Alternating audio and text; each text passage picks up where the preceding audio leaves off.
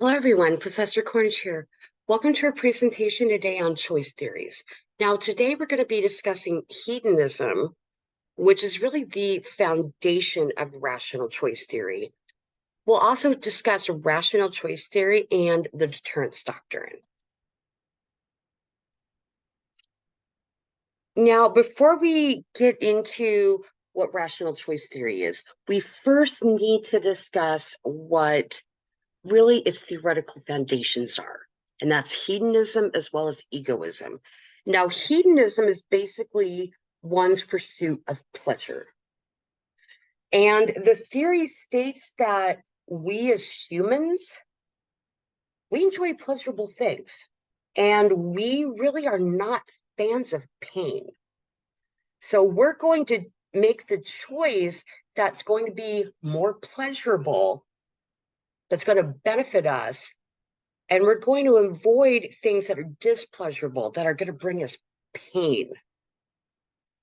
Now, hedonism, it's tied to not only choice theories like rational choice theory, but it's also tied to learning theories like social learning theory, differential association, as well as control theories like self-control theory, social bonding theory. Now, egoism states that we as humans, we're only able to act with really our own self-interest in mind. And because of that, it compels us to seek satisfaction, even at the cost of destroying others. Now, egoism can really explain why some people commit crimes, where you look at them and go, oh my gosh, how could they do that? They hurt their families, they ruin their lives. How can they do that? Sometimes we as humans can be really self-destructive, where we focus on our own self-interest and we can cause a lot of great harm.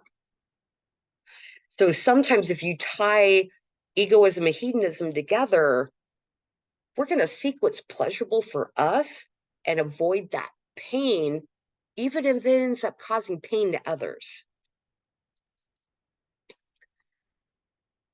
Now, rational choice theory, again, its theoretical foundations are hedonism. Now, rational choice theory, it assumes that we humans are rational creatures, and that before we make any decision, we conduct what's called a cost-benefit analysis. Now, basically, think of it as a pros and a cons list, because that's basically what it is. We're weighing the pros, meaning the pleasure, the positive consequences, the benefits, versus the pain, the displeasure, the negative consequences. And that whether we act or not act, it's going to be based on the consequences we perceive, the positive ones and the negative ones. And that really, when choosing to act or not act, we're going to make that decision based on whichever action or inaction is going to generate the greatest amount of pleasure, the greatest amount of benefit, while avoiding displeasure, that pain, those negative consequences.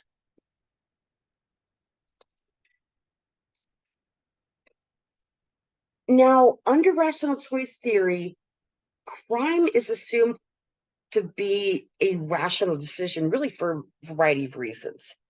People commit crime out of greed, like, oh, I want the money, revenge, need, hey, I can't pay my bills this month. I've got to steal so I can sell it so I can get money to pay my bills.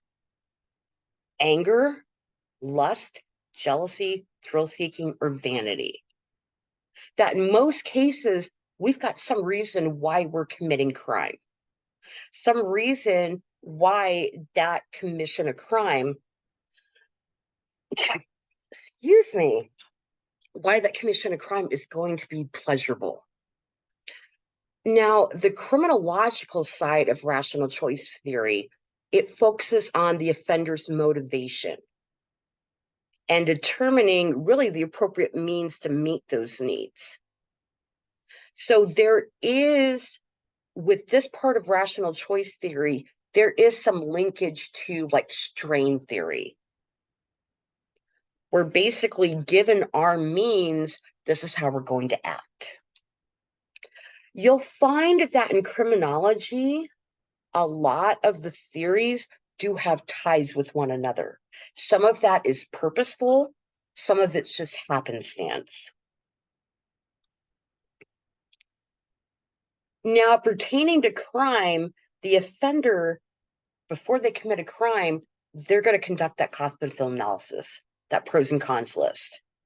They're going to weigh the possible rewards of committing that crime against the possible consequences, to include punishment.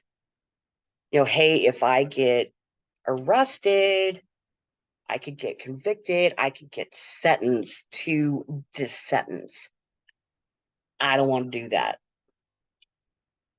Now, pertaining to crime, rational choice theory views the individual, in order for the punishment of crime to be a significant enough displeasure, that the punishment needs to be severe.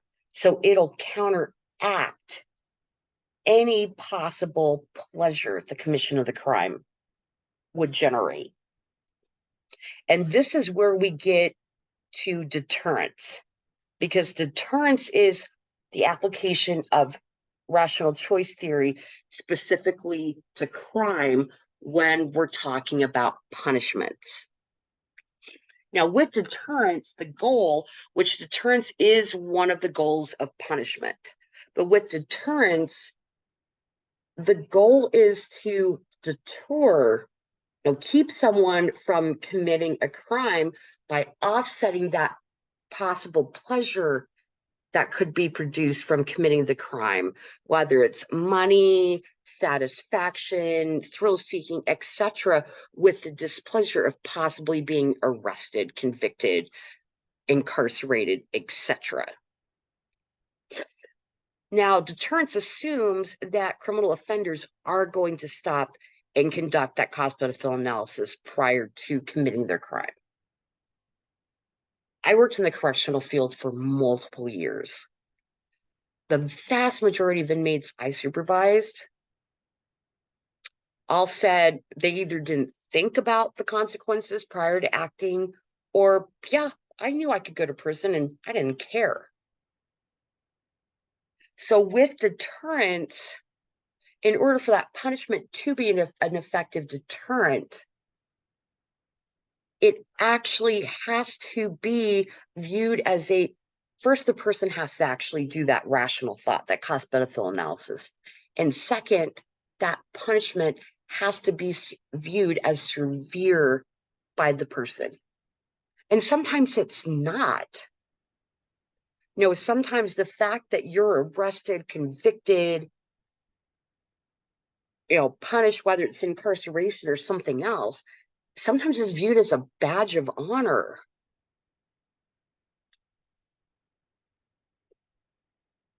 So again, in order for deterrence to be effective, that person has to be restrained by the fear of the punishment and avoid committing that crime because, hey, I don't want to have that punishment. I don't want to be incarcerated or put to death or be put on probation or whatever.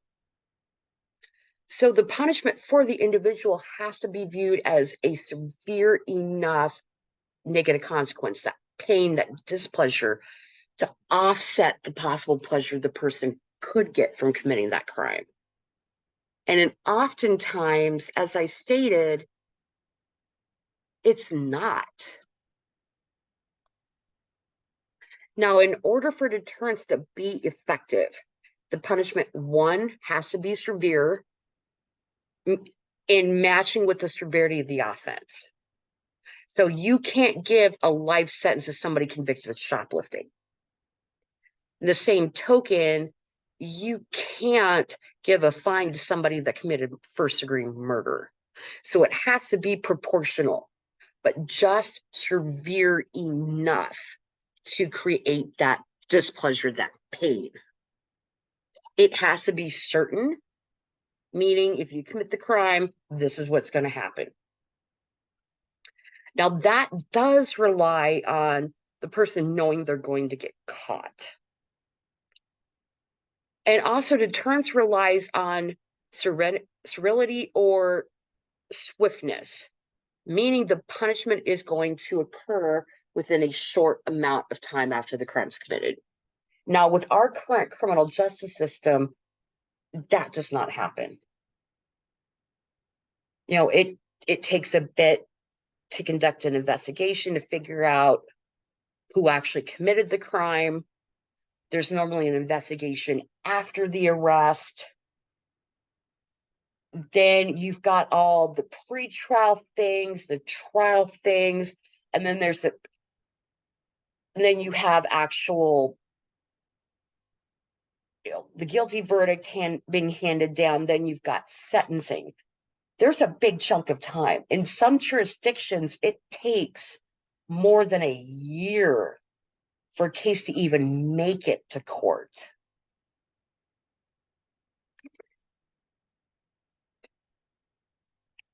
Now, there are two types of deterrence. The first is general, and that's really for the general public.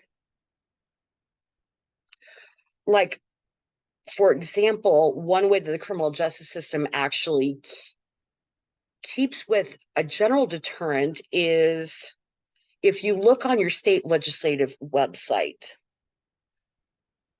you'll find all of the criminal statutes and you'll find the punishment for those statutes.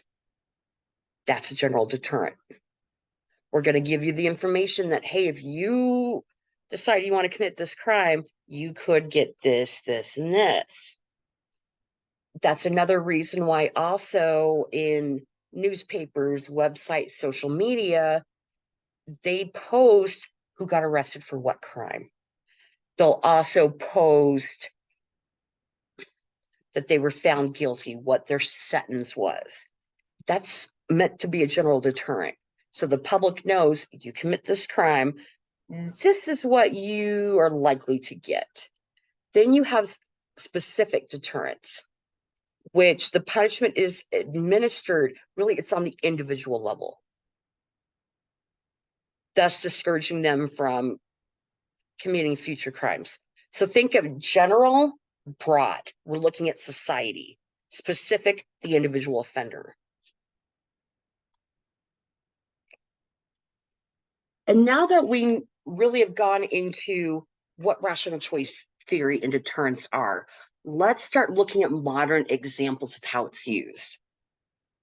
Now, in the 1970s, researchers, Martinson, Lipton, and Wilkes, they published an evaluation of then current correctional practices and programming, and they stated rehabilitation didn't work. And they rationalized their findings based on national crime rates were increasing. And we had more severe crimes going on. We had parolees and former inmates that were committing crimes. So they were stating, hey, rehabilitation, reintegration doesn't work.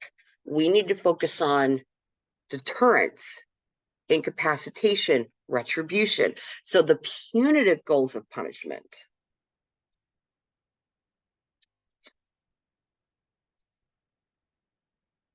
Now, Nothing Works actually served as the foundation for Get Tough on Crime, as well as the War on Drugs. Now, Get Tough on Crime, it really started in the 1980s out of public fear and political concern for increasing national and local crime rates, increase in street crime, especially violent street crime, crimes committed by parolees and other habitual offenders. All of these received a lot of media attention, generated a lot of public fear. you had legislatures that, keeping with what the public wanted and their own wants, decided, hey, we've got to make the punishments for certain crimes so severe to deter people from committing crimes, as well as we've got to punish the people that are committing these crimes. Now, the war on drugs began in the 1970s and increased in the 1980s as a result of public fear as well as media attention. So both of those approaches, deterrence was one of the big purposes of punishment that were used, as well as incapacitation and retribution.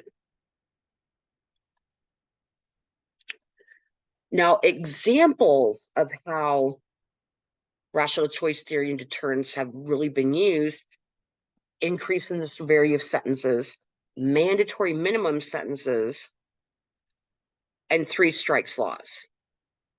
All of these were developed to make that negative consequence, that displeasure of the sentence, outweigh the possible benefit of committing crime. Also, programs during that time that were meant to be rehabilitative focused on deterrence, punishment, and discipline. Like, for example, your first generation boot camps and jail and prison exposure programs.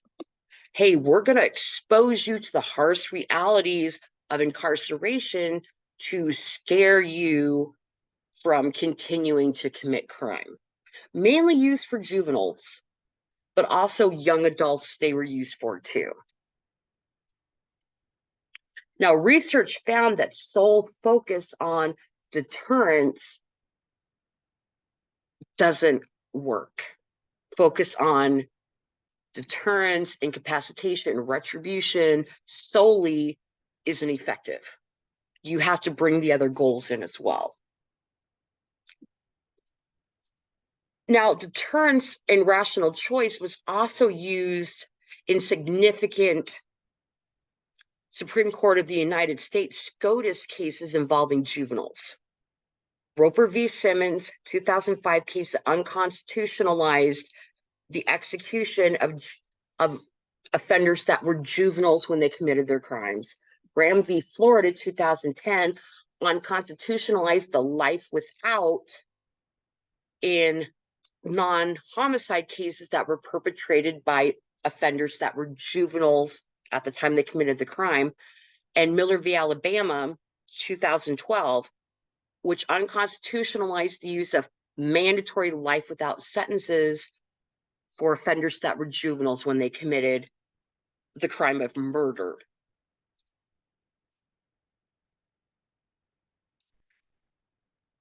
Now, research showed in both neuroscience, human development, as well as juvenile delinquency, showed that juveniles have a diminished, less capacity to conduct that cost-benefit analysis because their brain isn't fully mature.